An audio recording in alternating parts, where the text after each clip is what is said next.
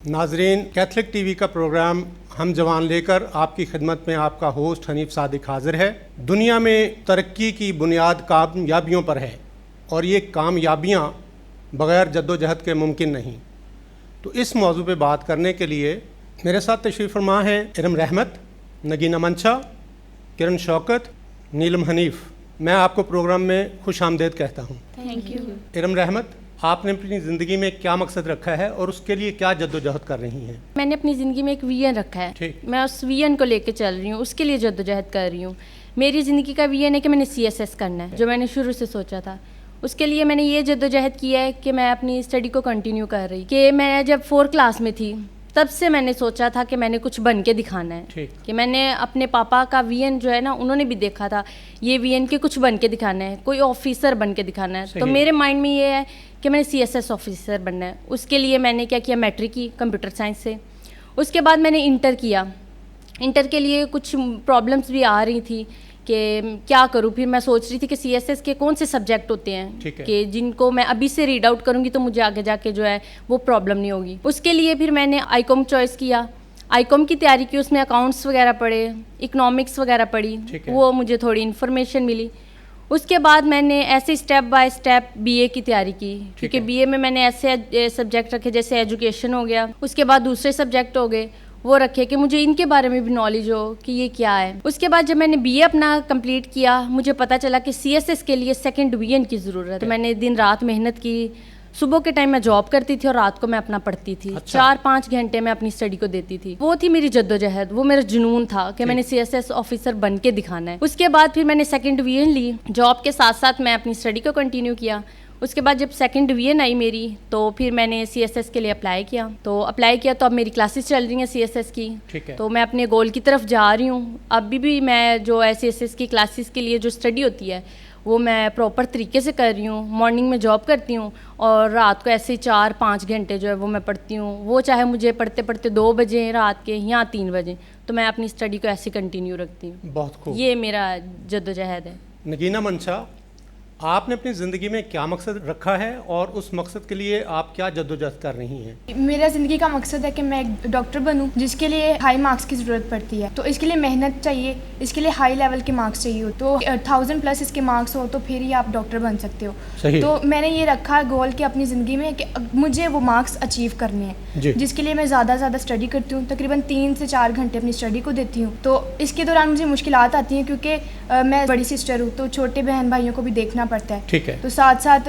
घर को भी चलाना पड़ता है। तो अब क्योंकि पेरेंट्स घर में नहीं होते, वो जॉब करते हैं, तो उनको भी साथ में लेके चलना होता है। और मैं बच्चों को भी ट्यूशन कराती हूँ, तो वो भी मुश्किल होता है मेरे लिए अपनी स्टडी के टाइम निकालना। तो मैं टाइम निकालती हूँ कि मैं वो मार्क्स अचीव करूँ और मैं एडमिशन लूँ, अच्छे कॉलेज में जाऊँ और एक अच्छी डॉक्टर बन के दिखाऊँ। इसके लिए मैं यही जद्दोजहद कर रही हूँ। किरण शौकत, आपने अपनी ज़िंदगी में क्या मकसद रखा है और उसके लिए आप क्या जद्दोजहद कर रही हैं?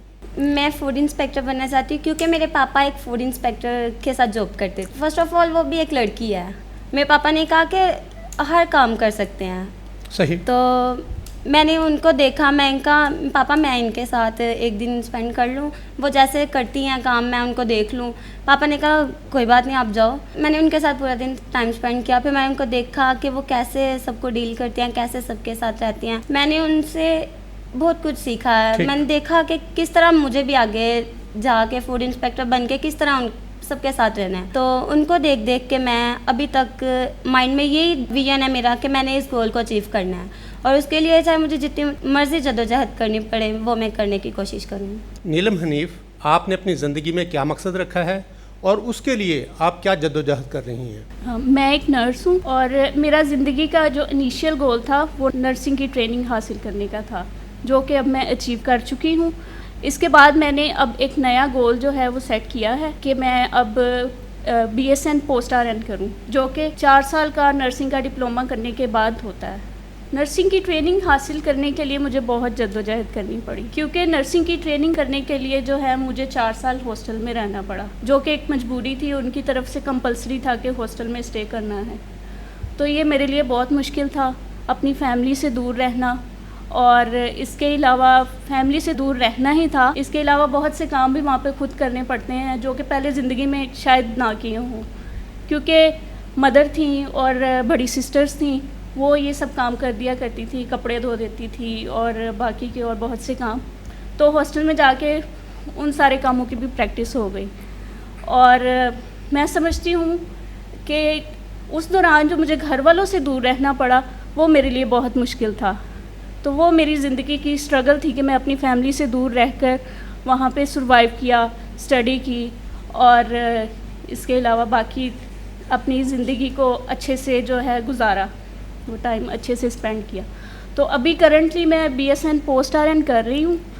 तो इसके दौरान भी मेरी लाइफ में बहुत सी मुश्किलात आई, बल्कि बहुत ज़्यादा मुश्किलात आई। ये टाइम मेरा बहुत ही टफ़ गुजरा है, क्योंकि इस दौरान जब से मैंने एडमिशन लिया था, एडमिशन के बाद से फर्स्ट सेमेस्टर तो ठीक गुजरा, लेकिन उसके बाद मेरी मदर जो हैं वो सिक हो गई। तो मुझे उनको भी लुक आफ्टर करना पड़ता था, उन्हें हॉस्पिटल लेके जाती थी और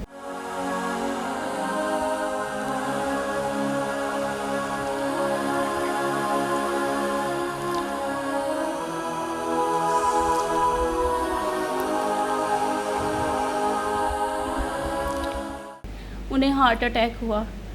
तो उनको फिर ज़ाहिर बात है हार्ट अटैक के इतना सीवियर था कि उनकी कंडीशन काफ़ी ज़्यादा जो है ना ख़राब हो गई।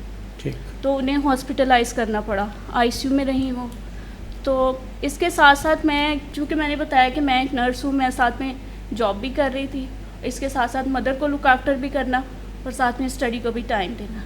इवनिंग टाइम में मेरा कॉलेज होता था और डे टाइम में मेरी ड्यूटी हुआ करती थी। इस सब के दौरान मुझे मदर को भी लुक आफ्टर करना होता था, क्योंकि मेडिकल फील्ड से फैमिली में सिर्फ मैं ही हूँ और सब मेरे पे डिपेंड करते थे कि इसको ज़्यादा पता है और ये सही से जो है ना मैनेज कर ले। उस दौरान तो मदर ठीक हो गई और वो घर भी वापस आ गई, खुदा का शुक्र है। लेकिन डॉक्टर्स ने उनको बाईपास ऑपरेट जो है वो रिकमेंड किया। तो उसके लिए फिर मैंने कोशिश की, अपनी जो मेरे से हो सकता था मैंने अप्रोच, अपनी लड़ाई, अपनी मदर के ऑपरेशन का टाइम लिया और फिर ऑपरेशन का डे भी आ गया। ऑपरेशन का जो डे था तब से एडमिशन से लेके तो जब तक वो हॉस्पिटल में रही वो टाइम भी बहुत टफ था। चूँकि मेरे फाइनल एग्ज़ाम्स करीब थे तो फिर अम्मी को हॉस्पिटलाइज़ कराया, वहाँ पे उनकी सर्जरी हुई। अनफॉर्चुनेटली सर्जरी में कॉम्प्लिकेशंस आ गई तो उनकी कंडीशन काफ़ी ज़्यादा जो है ख़राब हो गई। तो उस दौरान अम्मी को लुक आफ्टर करना होता था। डे टाइम भी मुझे जॉब से छुट्टी बहुत मुश्किल से मिली, उसके लिए मुझे बहुत एफ़र्ट करनी पड़ी। मुझे कभी किसी के पास जाना पड़ा, कभी किसी के पास जाना पड़ा छुट्टी के लिए। तो छुट्टी मिली, फिर उसके बाद सारा दिन मैं अम्मी के पास गुजारती थी और 2 घंटे के लिए जो है वो कॉलेज जाती थी, क्लास अटेंड करके फिर वापस आ जाती थी और सारा दिन मेरा अम्मी के पास गुजरता था और रात में जो है वो दूसरे बहन भाई जो है वो स्टे किया करते थे। तो इसी दौरान जो है क्लासेस का सिलसिला भी चलता रहा और जो है फाइनल एग्ज़ाम्स भी सर पे आ गए। खुदा को यही मंजूर था, अम्मी का टाइम आ चुका था और वो खुदा में सो गई। तो अब ये है कि अब मेरा फाइनली जो है लास्ट सेमेस्टर चल रहा है। मुश्किलात आई लेकिन साथ ही साथ सब कुछ कवर भी होता गया। खुदा का शुक्र है किसी सेमेस्टर में भी मेरे मार्क्स जो हैं वो कम नहीं आए, या जो है मेरा GPA जो है वो गिरा नहीं, एक लेवल पे रहा। ज़बरदस्त। ये मैं समझती हूँ कि इसमें मेरी मेहनत नहीं थी, मेरी माँ की दुआएं मुझे लगी। इरम, आपने जो गोल चुना है उसमें कामयाबी के लिए जो जद्दोजहद है और उसमें चैलेंजेस क्या हैं आपके लिए? मैंने अपनी लाइफ में अपने गोल को अचीव करने के लिए बहुत से चैलेंजेस को एक्सेप्ट किया। बहुत से चैलेंजेस आए मेरी लाइफ में। सबसे पहले जब मैं 4-5 क्लास में थी तो पापा की जॉब ऐसी थी कि पापा को मॉर्निंग में जाना पड़ता था, तो वो हम स्कूल नहीं ले जा सकते थे। तो ये प्रॉब्लम होती थी हमारे लिए कि हम स्कूल कैसे जाएं। लेकिन हिम्मत नहीं आ रही, मेरी मामा ने बहुत हमारा साथ दिया, हमें लेके जाती थी स्कूल। हम पैदल स्कूल जाते थे और फिर स्कूल से पैदल ही घर आते थे। तो वहाँ पे हमने ये नहीं सोचा मैंने कि भाई मैं अपनी स्टडी को छोड़ दूँ, कि भाई पैदल जाना पड़ता है या पैदल आना पड़ता है। तो मेरा एक विजन था जिसकी तरफ मैंने जाना था, इसलिए फिर उस विजन के लिए मैंने बहुत जद्दोजहद की कि पैदल स्कूल जाना, पैदल स्कूल से घर आना। फिर मैंने स्टडी को भी प्रॉपर टाइम देती थी कि मैंने ये अचीव करना है, अच्छे मार्क्स लेने हैं। फिर मैंने मैट्रिक में जब आई तो मैंने अपने गोल को देखा कि भाई मुझे इतने मार्क्स चाहिए ये करने के लिए। तो मैंने वो स्टडी को कंटिन्यू किया। उसके साथ साथ फिर मैं बच्चों को भी टीच करती थी, छोटे बच्चों को, कि मैं चाहती थी जो मैंने सीखा है वो मैं उनको भी सिखा सकूं, कि ना सिर्फ दुनियावी तालीम बल्कि दीनी तालीम भी मैं बच्चों को दे सकूं। तो मैं बच्चों को वो भी सिखाती थी। उसके बाद फिर जब इंटर की बारी आई तो तब पापा की जॉब थोड़ी चेंज हो गई, तो शिफ्टिंग भी चेंज होगी। तो पापा के पास टाइम होता था कि वो मुझे कॉलेज भी छोड़ाएँ और कॉलेज से ले भी आएँ। तो मैंने इंटर कंप्लीट किया। उसके बाद जब बीए की बारी आई तो ऐसा हुआ कि 2-3 दिन कॉलेज के स्टार्ट हुए थे तो पापा का एक्सीडेंट हो गया। अच्छा। तो वो भी इस किस्म का एक्सीडेंट हुआ कि उनका शोल्डर जो था, बाजू, वो निकल गया था प्रॉपर तरीके से। कमर में बहुत ज़्यादा चोट लगी जिसकी वजह से वो जॉब पे नहीं जा सकते थे। तो वो भी प्रॉब्लम आई कि मुझे फिर कॉलेज छोड़ने जाना, लेने आना, वो प्रॉब्लम आ गई। लेकिन वो फिर छोड़ी नहीं है, मैंने जद्दोजहद अपनी छोड़ी नहीं। उसके साथ साथ छोटा भाई जो था, फिर पापा ने उस पर जिम्मेदारी डाली कि तुमने इसको छोड़ने जाना है और इसको लेने जाना है कॉलेज से। फिर छोटा भाई मुझे कॉलेज छोड़ने जाता था, लेने जाता था। फिर मैं अपनी स्टडी को भी कंटिन्यू रखती थी और पापा की भी टेक केयर करती थी। पापा को भी देखती थी कि क्या उनकी प्रॉब्लम आ रही है, फिर मेडिसिन प्रॉपर तरीके से देनी उनको। साथ साथ फिर मैं अपनी जॉब भी कर रही थी, बच्चों को भी पढ़ा रही थी। उसके साथ फिर मैं संडे स्कूल को भी चला रही थी। अच्छा। कि संडे स्कूल के जो बच्चे उनको भी ट्रेन कर रही थी। ये चाहती थी कि जो बच्चे कुछ नहीं कर रहे उनको कुछ सिखाया जाए। जैसे हम जद्दोजहद करके, मेरे माँ बाप नहीं पढ़े लिखे, बिल्कुल भी नहीं पढ़े, तो उन्होंने एक गोल बनाया कि वो हमें पढ़ाएंगे, हमें किसी मुकाम तक पहुंचाएंगे। तो हम मेरे पापा मामा इस लेवल पे थे, लेकिन उन्होंने कहा कि मैंने अपने बच्चों को इस लेवल तक लेके जाना है। तो इस लेवल तक लेके जाने के लिए उन्होंने बहुत सी मुश्किलें फेस की। उसके बाद फिर हमने जो गोल देखा उसको अचीव करने के लिए फिर हमने भी बहुत सी मुश्किलात देखी। तो उन मुश्किलात से गुजर कर फिर ये गोल मैंने अचीव किया कि मैंने बीए किया। सेकंड डिवीजन में बड़ी प्रॉब्लम्स आई, कुछ ऐसे इशू थे कि कभी फ़ी नहीं भी होती थी अरेंज, तो उसके लिए फिर जॉब भी करनी पड़ी। मैंने सैलून में भी जॉब की, फिर मैंने स्कूल में जॉब की, फिर घर में भी बच्चों को पढ़ाया। तो ऐसे कर कर के मैंने मैनेज किया। फिर रात को मैं अपनी स्टडी को कंटिन्यू करती थी, रात को पढ़ती होती थी। इसके बाद फिर मैंने एमए के बारे में सोचा, तो अभी मेरा माइंड बन रहा था एमए करने का, लेकिन कुछ प्रॉब्लम्स आ गई थी घर में, तो नहीं मैंने एमए किया। फिर ऐसे ही मैंने जद्दोजहद नहीं छोड़ी, मैं जद्दोजहद के साथ चलती रही। तो फिर मुझे पता चला कि सीएसएस के एग्ज़ाम्स हो रहे हैं, तो मैंने उसमें अप्लाई, मुझे उसमें सीट मिल गई। फिर मैं अब अपने गोल को अचीव करने के लिए सीएसएस की तैयारी कर रही हूँ। उसमें भी काफ़ी प्रॉब्लम्स आती हैं कि मॉर्निंग में जॉब होती है, जॉब करके फिर घर को भी सारा देखना पड़ता है कि कोई अगर गेस्ट आ गया या कुकिंग करनी है तो वो सारा करना है, घर को मैनेज करना पड़ता है। वो करके उसके बाद फिर मैं रात को अपना स्टडी की तरफ आती हूँ कि 4 या 5 घंटे मैं स्टडी को देती हूँ। जो सर ऑनलाइन क्लासेस होती है, जो सर काम देते वो सारे असाइनमेंट रात को बैठ के बनाती हूँ। उसमें फिर मेरे पापा भी कंट्रीब्यूट करते हैं कि रात को लेट नाइट मेरे साथ वो भी जागते हैं कि कोई प्रॉब्लम होती है तो वो मेरे साथ होते हैं, मुझे बताते हैं। उसके साथ साथ मैं बताना चाहूँगी, पाक कलाम से रेफरेंस देना चाहूँगी जद्दोजहद के हवाले से ना, कि ज़कई की हम मिसाल देखते हैं कि ज़कई छोटे कद का था जी। तो उसने देखा कि यस्सू आ रहे हैं तो लोग बड़ी शौक़ से देख रहे हैं यस्सू को, तो सब देखी जा रहे हैं यस्सू को आगे बढ़ बढ़ के, लेकिन ज़कई छोटे कद का मालिक था। तो वो देखने की कोशिश कर रहा था लेकिन उसे देखा नहीं जा रहा था। उसने बहुत कोशिश की लेकिन उसने हिम्मत नहीं हारी। उसने क्या किया, गूलर के दरख्त पे चढ़ गया। लोग उसकी तरफ देख रहे थे, हंसी कर रहे थे, मजाक कर रहे थे कि ये क्या कर रहा है, पागलों वाली हरकतें कर रहा है कि दरख्त पे चढ़ रहा है। तो उसने दरख्त पे चढ़ के यस्सू को देखा कि उसने एक ये गोल रखा था कि आज मैंने यस्सू को देख के छोड़ना है। तो उसने देखने के लिए दरख्त पर चढ़ गया। तो यस्सू ने उसको देख के कहा कि ऐसे कहीं नीचे उतरा, आज तेरे घर में निजात आई है। तो यही जद्दोजहद है कि पाक कलाम से हमें बड़ी ऐसी मिसालें मिलती है कि जो हमें इंस्पायर करती हैं कि हम जद्दोजहद करें। तो कुछ पाक कलाम को देख के, कुछ फिर ऐसे माँ बाप को देख के कि उन्होंने कितनी जद्दोजहद की है, मतलब चैलेंजेस जो हैं उनको कबूल करना, उनको कबूल किया। कि पाक कलाम को भी देखा। उसके बाद पापा ने कितनी जद्दोजहद की कि वो टूल ऑपरेटर रहे हैं। मॉर्निंग में वो जॉब करते रहे, ड्यूटी अपनी, फिर इवनिंग में करते रहे, फिर कुछ ऐसी ड्यूटीज थी वो रात को भी करते थे, जाते थे। किसके लिए? सिर्फ हमारे लिए। तो उनकी जद्दोजहद को देख के मैंने ये कहा, पापा का ये गोल था कि जैसे हम आज ऑफिसरों के सामने खड़े होते हैं ना, वैसे ही तुम ऑफिसर बनो तो तुम्हारे सामने भी कोई ना कोई खड़ा हो। तो उनके गोल को लेके मैं अभी तक साथ चल रही हूँ। तो खुदावंद का शुक्र, अभी तो बिल्कुल सही कंटिन्यू स्टडी जारी है। तो खुदा से दुआ है कि ऐसे ही मेरी जो है जद्दोजहद में खुदा मेरी मदद करे। नगीना, आपने जो अपने लिए गोल चुना है उसको हासिल करने के लिए आपके सामने क्या चैलेंजेस हैं? जी, स्टूडेंट लाइफ में तो जो चैलेंजेस फेस करने पड़ते हैं उनके बारे में तो हर स्टूडेंट पहले तो हिम्मत हार जाता है कि नहीं, कि मैं ये नहीं कर सकता।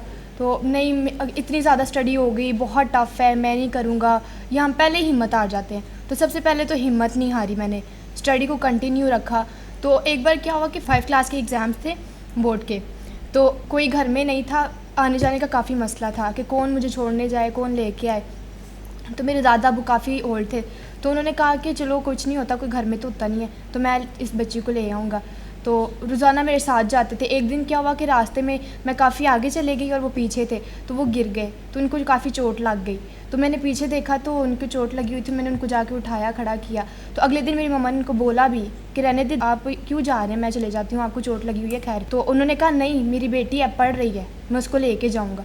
तो उनसे मुझे काफ़ी इंस्पायरेशन मिली। उन्होंने इतनी ज़्यादा चोट लगने के बावजूद भी मुझे लेके आते थे और छोड़ने भी चाहते थे। तो वो वाली मुश्किल को देखते हुए मैंने अपने बोर्ड के एग्ज़ाम्स में अच्छे मार्क्स अचीव किए। तो उसके बाद 9th क्लास में आके प्रीफेक्ट हो गई। तो क्लास में काफ़ी ज़्यादा चैलेंजेस, हर टीचर की नज़र में बच्चा होता है प्रीफेक्ट के, आप क्या कर रहे हो, आप दूसरे बच्चों को भी सिखाने वाले होते हो। तो उसमें काफ़ी ज़्यादा चैलेंज, हर कंपटीशन आता, हर कोई भी बात होती टीचर के साथ, मैम के साथ डिस्कस करना, तो आपको उसको भी टाइम देना पड़ता है। तो वो मेरे लिए काफ़ी मुश्किल था, उसमें टाइम निकालना स्टडी के लिए, तो वो मेरे लिए काफ़ी मुश्किल था। तो आहिस्ता आहिस्ता लेके चलती रही, एकेडमी में भी ज्वाइन की, जिसके साथ काफ़ी मुश्किलात आई, इतनी दूर जाना पड़ता था एकेडमी में। तो फिर भी मेरे पेरेंट्स लेके आते थे और छोड़ने जाते थे, और वो मुझे लेके आते जाते रहे। तो काफ़ी प्रॉब्लम्स आई।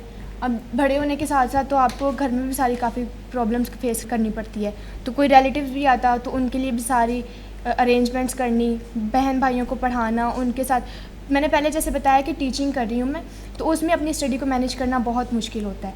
ठीक। फिर मैंने अपने टाइम टेबल को सेट किया, टाइम टेबल सेट किया कि बच्चों को मैंने इतना वक्त देना है, इतना टाइम उनको पढ़ाना है, और मैंने अपने बहन भाइयों को कितना टाइम देना है, अपनी स्टडी को कैसे लेके चलना है। तो उसके लिए मैंने एक टाइम टेबल बनाया अपनी स्टडी को बैलेंस करने के लिए। तो वो मुश्किल भी मेरी सॉल्व हो गई। और बाइबल मुकद्दस में हम देखते हैं कि पौलुस रसूल कहता है कि ऐसी दौड़ दौड़ो कि तुम ही जीतो। तो हम दौड़ने से पहले ही हार जाते हैं, हम हिम्मत हार के बैठ जाते हैं। तो हमें भी वही दौड़ने की ज़रूरत है। तो देखें कि पौलुस रसूल को जो खुदा ने काम दिया था, दमिश्क की राह में हम देखते हैं कि खुदा ने उसको एक ज़िम्मेदारी सौंप दी। उसने अपनी लाइफ में एक गोल रखा कि खुदा ने मुझे ये ज़िम्मेदारी दी है, तो मुझे इसको लेके चलना है। खुदा ने उसको इतना ज़्यादा इस्तेमाल किया कि वो उसी राह पे चलता रहा, और खुदा ने उसको और ज़्यादा इस्तेमाल किया, और अब सारी मुश्किलात उसकी आसान खुद ही कर दी। तो अब तभी अपने गोल को अचीव मैंने किया जब मैंने वो पौलुस रसूल की वर्स देखी और उस दौड़ को दौड़ना शुरू किया। मुश्किलात आई, लेकिन उनको उस नज़रिए से देखकर चलना शुरू किया। तो खुदा के फजल से सारे स्टडी भी की है, और आगे भी खुदा के फजल से वही जा रही हैं। किरण, आपने जो गोल चुना है उसको हासिल करने के लिए क्या चैलेंजेस हैं? स्कूल टाइमिंग में मेरे लिए बिल्कुल भी चैलेंजेस नहीं थे, क्योंकि मैं छोटी थी। मेरे सारे चैलेंजेस मेरे मामा पापा फेस करते थे, यहाँ तक कि हमें इतना भी पता नहीं था कि हमारे स्कूल की फ़ीस कितनी है। जैसे ही मैट्रिक के करीब थे तो मेरा मैट्रिक की रजिस्ट्रेशन थी, स्कूल टाइमिंग का लास्ट टाइम था, तो मैं परेशान थी। रजिस्ट्रेशन में भी बहुत कम टाइम था, तो पैसे भी नहीं थे। तब एहसास हुआ कि मसाइल क्या होते हैं। मैट्रिक में जाके एहसास हुआ कि प्रॉब्लम्स क्या होती हैं। फाइनेंशियल प्रॉब्लम हर किसी के पास होते हैं, मतलब हर घर में होती हैं। तो मेरे मामा पापा पढ़े नहीं हैं, लेकिन हर कोई कहता था कि जैसे ये हैं इनके बच्चे भी ऐसे ही रहेंगे, ये कभी पढ़ेंगे नहीं, जैसे ये रिक्शा चलाता है शायद इसके बच्चे भी ऐसे ही रहेंगे। लेकिन मेरे पापा ने हिम्मत नहीं हारी। मेरे पापा ऐसे ही रिक्शा ड्राइवर थे, फिर आहिस्ता आहिस्ता उनको जॉब मिली। आज वो मेडिकल कंपनी में ओनर के साथ जॉब करते हैं। तो उन्होंने फिर भी इतने क्रिटिकल कंडीशन में भी जैसे भी रहे, वो हमें किसी चीज़ का मसला नहीं आने दिया कि हर चीज़ अवेलेबल थी। तो ऐसे हम जब मैट्रिक में गए, यहाँ तक कि कुछ कीमती चीज़ें होती हैं जो इंसान कभी भी खुद से दूर नहीं करना चाहता। मैट्रिक की रजिस्ट्रेशन के लिए पापा ने वो भी सेल की। उनकी फीलिंग्स का भी एहसास हुआ, और ये भी समझ में आया कि आगे कैसे बढ़ना है, ख़ुद को आगे कैसे लेकर चलना है। कोई भी मुश्किल हो तो डरना नहीं है, हर तरह की कंडीशन में ना हिम्मत नहीं हारनी, क्योंकि पेरेंट्स जो है ना वो हिम्मत देते हैं तो फिर बच्चा आगे चलता है। मैं भी ऐसे अपने माँ बाप की हिम्मत लेके आगे चलती आई हूँ।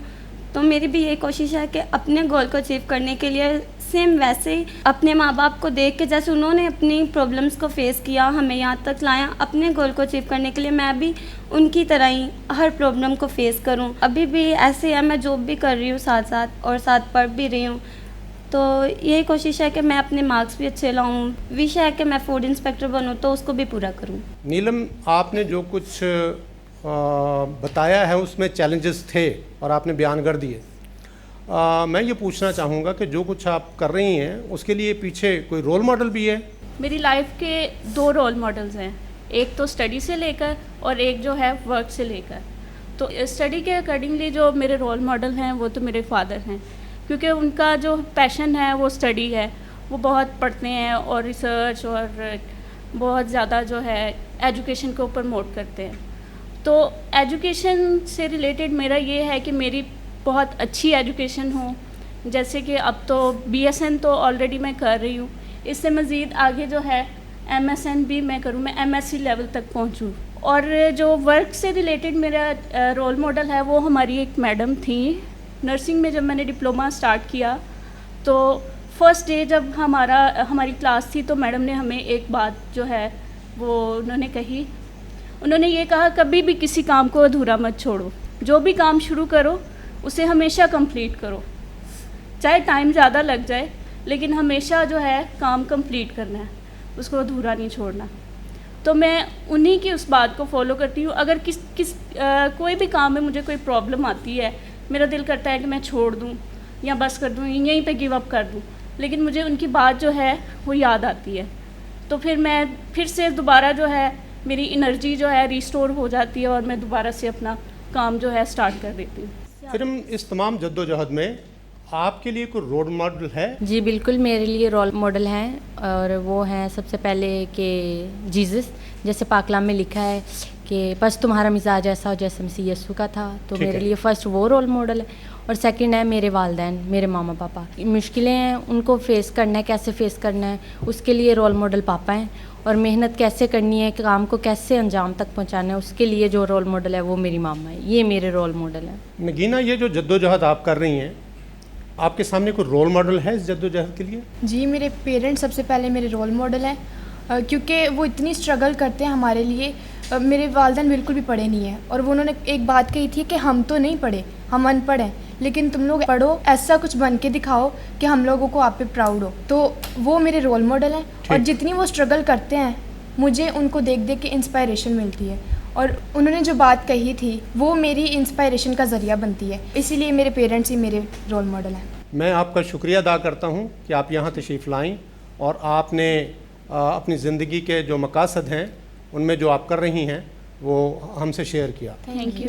नाज़रीन, ज़िंदगी में आगे बढ़ने के लिए कामयाबियाँ ज़रूरी हैं और उन कामयाबियों के लिए जद्दोजहद। आज के शुरका ने खुसूसी तौर पे जद्दोजहद पर बात की और अपनी कामयाबियाँ जो हैं वो हमसे शेयर की। और इस प्रोग्राम के ज़रिए से उम्मीद है हम सब तक ये मैसेज गया है कि इन नौजवानों की तरह बाकी नौजवानों ने भी कामयाबियाँ हासिल करनी हैं, चाहे कितनी भी मुश्किलात हों।